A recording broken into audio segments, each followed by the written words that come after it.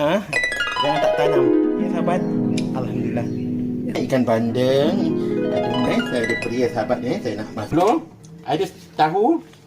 Ada apa sayang ni? Kunyit. Daun kunyit dan juga mesti ada santan. Marinate lebih kurang macam ni, nanti kita goreng. Sedikit macam cabai garam sayang. Ada putih. Ini. Allah. Cantik dapat macam ni. Ni. Lain lagi dia.